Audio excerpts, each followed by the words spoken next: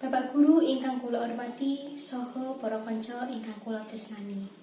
Langkung rumiyin monggo kula dherekaken ngaturaken puji syukur ing ngarsanipun Gusti Ang Maha Agung awit dinten menika panjenengan sedaya saged makempal kanthi rahayu wilujeng.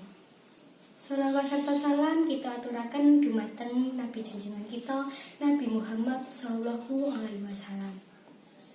Ing salajengipun wonten pangetan dinten Hari Pendidikan Nasional menika kula badhe ngaturaken sekedhik kanthi irah-irahan Hari Pendidikan Nasional. Kados pribasan Jawi, ngilmu niku kalakone kanthi laku.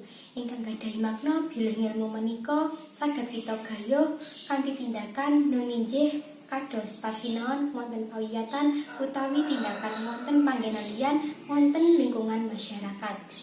Hari Pendidikan Nasional ingkang dipunpangeti saben tanggal 5 Mei menika gadhahi tujuan lan sejarah ingkang sae tumrap kita sedaya.